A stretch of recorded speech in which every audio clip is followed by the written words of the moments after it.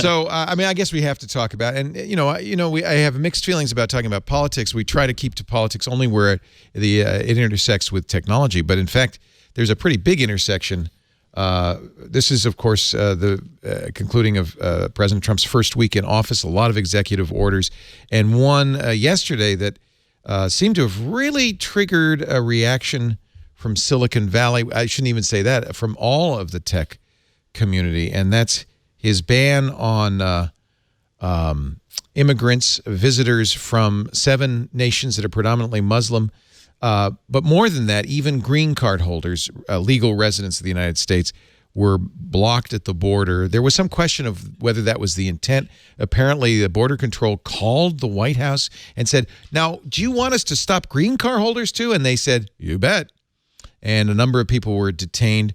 The tech community's reaction to this was of varying strengths. Mark Zuckerberg, one of the first to respond with a somewhat tepid response on Facebook, saying he didn't think it was a good idea, but not really calling it out. On the other hand, Sergey Brin, one of the founders of Google, immediately went to San Francisco International Airport to join the protests there.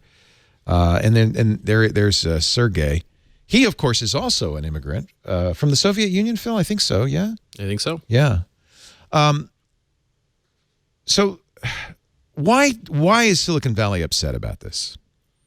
To be honest with you, I'm not sure that the tech community is doing much good on this issue. They may actually be causing more problems? Yeah, or even kind of in the election in general. I think we are a little bit tone deaf about exactly who cares about what we think and who doesn't. I think we may be becoming like Hollywood in this sense.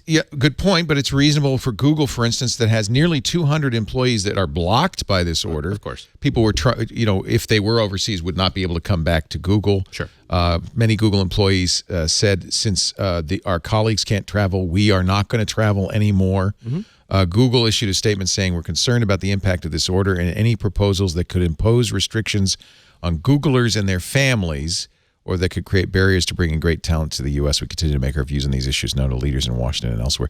It does sound like they're not condemning the order. They're more just saying, hey, this impacts our business, so we're not happy about that. Yeah, and of course, every company has a responsibility to its employees and to make sure that that everyone's okay and that business doesn't get interrupted. And the much larger question is, I think we do have some moral responsibilities to refugees, to immigrants. But I do think the discussion on both sides here has been pretty poor and not helpful. There's very few reasonable voices here. When the tech leaders, and Tim Cook, by the way, is in Washington right now, the CEO of Apple. He had dinner with Ivanka Trump and her husband, Jared Kushner, Trump's advisor, on Thursday, has been going around making the rounds. Cook issued a statement, said, I've heard from many of you who are deeply concerned about the executive order issued yesterday restricting immigration from 7 Muslim-majority countries. I share your concerns. It is not a policy we support. That was probably the strongest kind of statement from all the CEOs. But Tim Cook went and sat down along with Elon Musk. In fact, Musk's now met twice. He met again this week with President Trump. Do you agree, having been in a position like this, do you agree with them that it's important to meet with the incoming president? Yeah, absolutely. I don't see... Why wouldn't you? Yeah, I don't see what's to be gained by... kind of shouting about everything. Right. I think it's just going to make the world worse. So there should be reasonable people on both sides. It's sometimes hard to do that. There's a lot of pressure to take a strong position. There's a lot of pressure to be very vocal. It's good that a lot of people are doing that, but I think we also need people who are actually trying to be reasonable and move the world forward. Right, but when you're championing yourself as a beacon of hope and light, and basically, constantly claiming that you're guiding the United States to this new frontier of greatness through technology, right. I think that you owe it to the people that you've promised, both American citizens, but also your employees, to take a stand against some of this stuff. Because, I mean, I won't say that every single thing that Donald Trump is doing is wrong, but there are certainly some measures that can be just described accurately as xenophobic and problematic when it comes to sourcing talent from other countries and basically creating this new and open world that all of these Silicon Valley companies are constantly talking about. So I was actually really disappointed by the number of leaders that were willing to speak out and the amount of time that it took them to actually say something. There are people like Sheryl Sandberg who have spent years talking about progressive ideals, and then when push comes to shove, have actually been pretty quiet about these things. She did finally issue a statement about not about the immigration thing, but about the women's. I think Planned Parenthood, the Women's March. She said that's right. Yep. Yeah. So, but you're right. She hasn't said a lot, and I think as a C-level executive at a publicly held company, there is some responsibility to not be political, not to become a Meryl Streep, but to in fact to be more judicious. Is that right? So look, I have personal opinions on all this stuff, and I'm actually totally happy talking about them. Yeah, but that's separate. Totally happy talking about them. Yeah. What I also trying to be mindful of is what's actually going to be the most effective way for the world to move in the direction that I would like it to move. Right. And very often that's not telling people from a position of assumed authority what they should think and how they should think. So how would you go about it? Well, for example, it's not clear to me that Sheryl Sandberg, being louder and faster about her position actually helps convince the people that need to be convinced to change the position. Right. It maybe makes people feel better. It maybe makes for better demonstrations. I'm not sure that it actually makes the world. It pushes the world further in the direction that Sheryl would want it to be pushed. There's also a significant risk, I think, of Silicon. At some point, people realizing that the problem isn't so much immigration. Mm-hmm. The problem is more created by Silicon Valley and automation, and that, in fact, the tech community could quickly become the enemy here, could they not? We are pretty tone deaf as an industry, I think. I think we are we got used to being treated as heroes and kind of the people that are making the world for the past decade or so, and I think that's on the verge of changing. I think we're kind of tone deaf about how we talk about it. I think Hollywood tripped over that line a while ago. Hollywood's given up. Hollywood doesn't care. Hollywood's Hollywood, and I think most people in California feel the same way. And we're close to following that.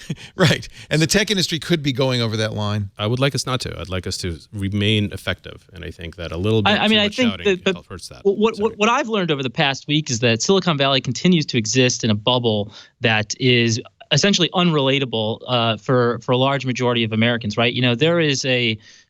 There's been a diversity problem in Silicon Valley for years that is basically underreported and under-discussed. And I think, I don't want to put all of the blame on Sheryl Sandberg, but I think she in particular is an easy target because she wants to be, or she positioned herself to be considered a leader for the feminist movement and wrote the book Lean In, right? And so I think when there is such divisive rhetoric, that is just constantly coming from Washington, I think that you kind of have to choose.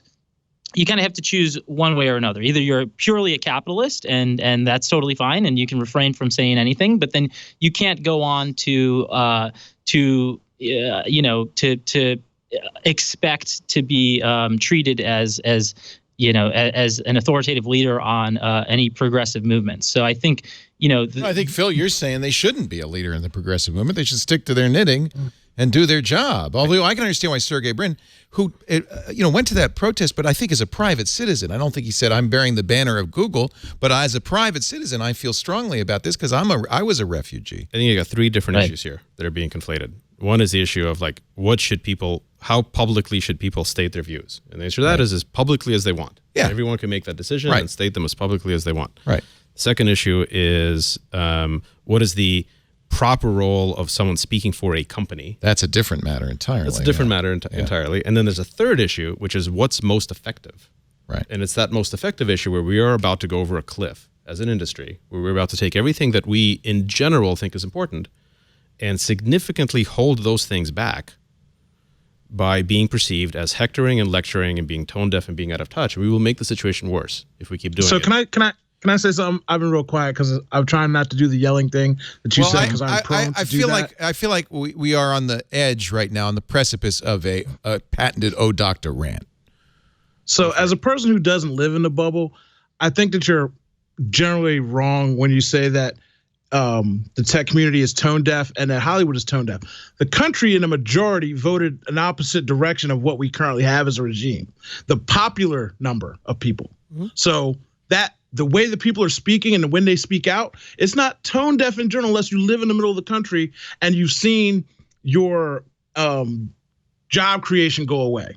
As opposed to in Silicon Valley where everything's becoming automated, we're not talking about what educations people need to be having and what we should do for education for people to have these new future jobs. Because until we get the robots to build themselves, build the wall, pay the taxes for it, we've got to do some other things and fix these issues. So yes, it's important for a CEO of a major company who has immigrants working for them, mostly as engineers or whatever they have, because you never really see them on a higher echelon of work and jobs. Well, wait a minute. Satya Nadella, Sundar Pichai. I said in general, and don't talk to me like that because he just made the statement of the fact the way that racially, the way Silicon Valley is, you know how it is in general. I said in general. I didn't say all. Okay. I didn't say every. I said generally. Okay. So again, let me finish. The way things are set up. Well, go ahead, sorry. I'm just saying that they're not tone deaf, and maybe if we did a little bit better educating the people in the middle of the country about what's about to happen to them, maybe we don't have to fall off a cliff or push ourselves off a cliff or rappel off a cliff. I agree with you on that. Work together about it. There is a leadership role Silicon Valley could take, which is, look, the change is coming. We understand this change. You might want to get ready for this. This is the educational. I mean, you push STEM, but these are things you've got to do. As a country, we've got to do to prepare ourselves, and it's not building a wall because that's not going to solve the problem. That's not where the problem's coming from. That's a mistake. I saw the best thing I saw for that was instead of building a wall, why don't we build a solar panel wall out there in the desert and get some free energy? I'm sitting like it's the little things like that. I'm like a 12-year-old said it, and you're like, that'd be amazing.